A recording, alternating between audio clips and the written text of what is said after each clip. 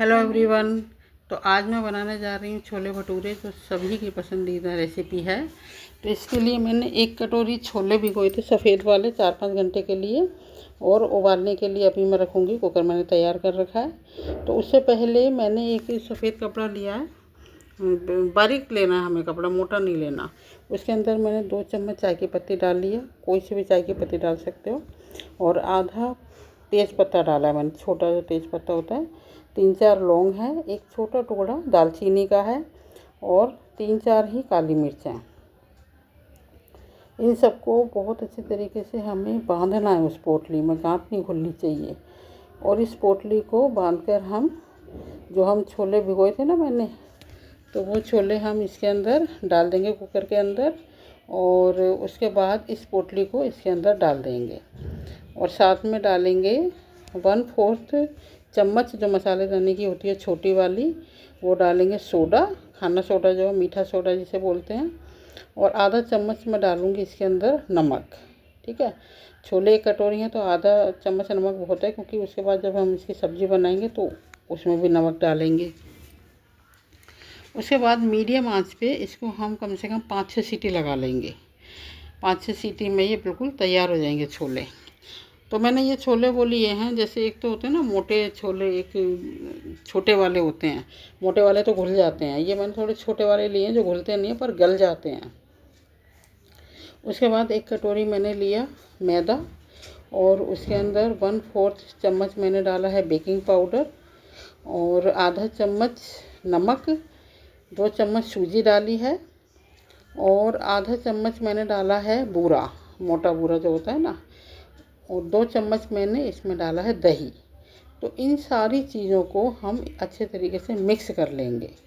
Lumps बिल्कुल नहीं रहनी चाहिए इसके अंदर, मतलब जितनी भी गुठलियाँ हो ना वो सारी एकदम फोड़नी है, हमें क्लीन करना है एकदम। उसके बाद इसको मिलाने के बाद 2 चम्मच मैं डालूँगी रिफाइंड। तो आप पहले भी डाल सकते हो वैसे, लेकिन बाद में डालने से ना ये जो इसका डो तैयार करते हैं काफ़ी सॉफ्ट तैयार होता है, और भटूरे भी अच्छे फोके फोके फूले फूले बनते हैं।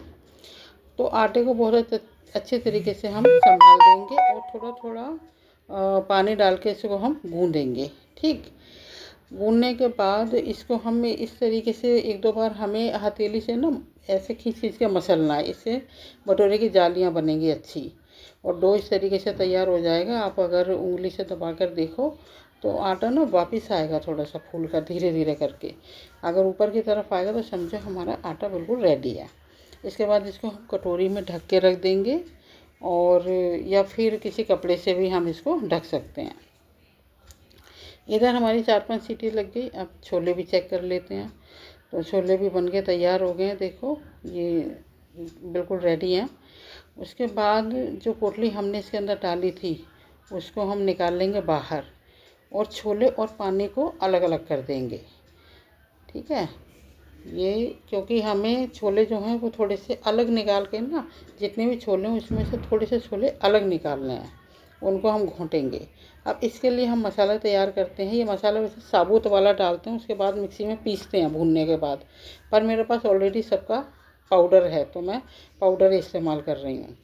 तो मैंने 2 चम्मच डाले हैं इसमें, ये जो पिसा धनिया होता है ना थोड़ा मोटा, वो 1 चम्मच मैंने डाला है जीरा पाउडर, आधा चम्मच मैंने डाली है काली मिर्च, आधा चम्मच मैंने डाली है खटाई, और थोड़ा सा तेज़पत्ता, 3-4 लौंग, थोड़ी सी दालचीनी। इन सबको अच्छे तरीके से भून लेंगे बिना घी के, घी नहीं डालना। तो इसका कलर थोड़ा चेंज हो जाएगा भूनते भूनते, मीडियम आंच पे करना है, या लो आंच पे भी कर सकते हो।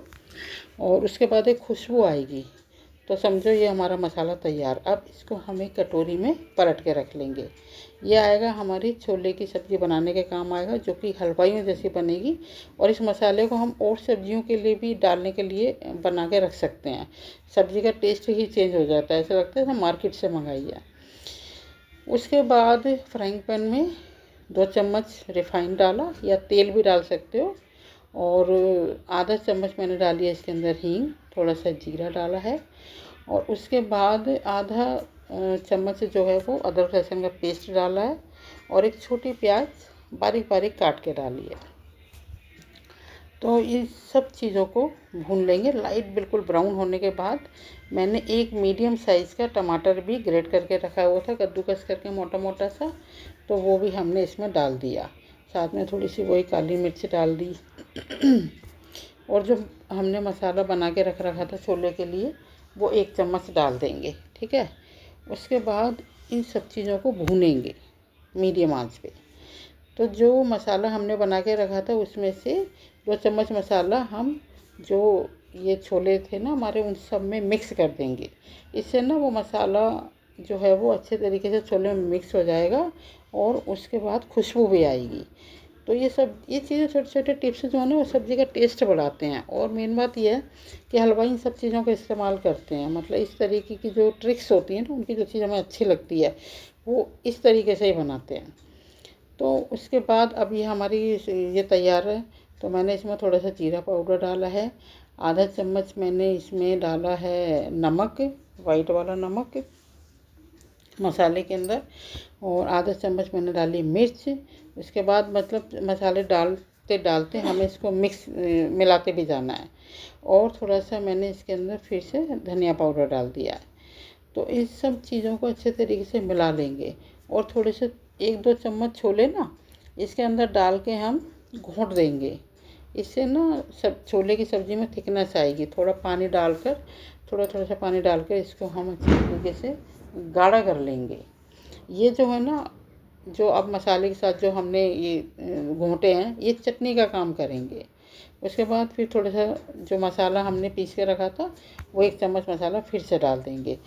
तो थोड़ा थोड़ा करके ये जो चीज़ें डालते हैं ना, इससे सब्ज़ी में टेस्ट बढ़ता है।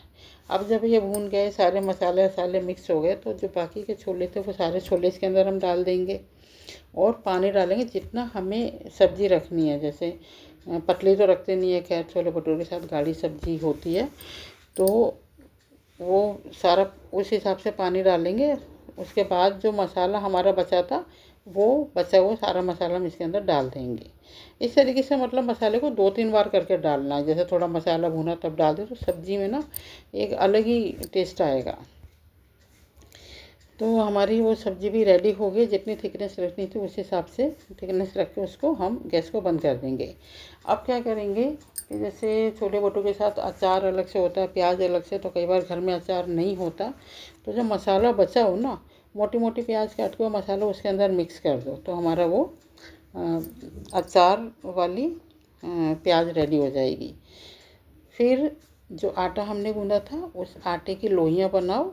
तो कई बार क्या है कि हमें अगर हलवाई की तरह ही करना है तो पतला आटा हमें गूँधना है और हाथ पे घी लगा के उस तरीके से हथेली से ना उसको भटूरे को बढ़ाते जाओ और उसके बाद कढ़ाई में सेक लो। थोड़ी तेज़ आंच पे सेकते हैं। तो या फिर ऐसे कर सकते हो जैसे मैंने बेला था, बेलने के बाद आप आधा बेल के फिर हथेली से बढ़ा सकते हो या फिर पूरा ही बेल सकते हो उसे, जिस तरीके से भी। मेन बात है कि वो भटूरा अपनी शेप में बेलना चाहिए। तो मेरी कढ़ाई में बहुत ज़्यादा घी तो है नहीं, हलवाइयों की कढ़ाई में तो बहुत ज़्यादा घी होता है, तो वो भटूरे को वैसे ही कड़छी से ना दबा दबा के फुला फुला देते हैं एकदम। अब मैंने क्या किया है कि चमचा लेकर और नीचे से ना घी ले लेकर उसके भटूरे को ऊपर डाला है। तो भटूरा पहली बात तो ये है कि ये पिचकेगा नहीं, वो कई घंटों तक ऐसे का ही ऐसा रहेगा, क्योंकि ऊपर से हम घी डाल डाल के सेक रहे हैं। और देखो डालते ही एकदम से दोनों भटूरे एकदम फूल गए हैं। तो इस तरीके से जैसे आपको रखने हैं, जैसे कई बार बिल्कुल मार्केट में वाइट वाइट होते हैं तो वो तो अच्छे नहीं लगते। मैं स्पेशली कई बार अगर बाई चांस कभी बाहर खाएं तो मैं बोल देती हूँ उसको कि भाई मुझे तो तू ज़्यादा सा सेक कर देना, तो वो अच्छे लगते हैं। क्योंकि एक तो मैदे की चीज़ ऊपर से हम कच्ची खाएं तो वो थोड़ा नुकसान भी करती है। तो इन चीज़ों का, छोटी छोटी चीज़ों का ध्यान रखना चाहिए बाहर खाते टाइम। तो हमारा ये बिल्कुल प्लेट तैयार हो गई है। मार्केट की प्लेट है एकदम से। आप कहीं किसी अच्छे रेस्टोरेंट में बैठकर खाओ तो बिल्कुल ऐसी ही फीलिंग आएगी, घर में जो चीज़ बनती है ना हमारी, तो वैसा ही है। तो ये देखो मैं फोड़ के भी बताऊंगी, इससे बहुत ही सॉफ्ट, बहुत बढ़िया बना है। तो मेरी वीडियो आपको पसंद आई तो लाइक कीजिए, शेयर कीजिए, चैनल को सब्सक्राइब कीजिए। वीडियो देखने के लिए थैंक यू।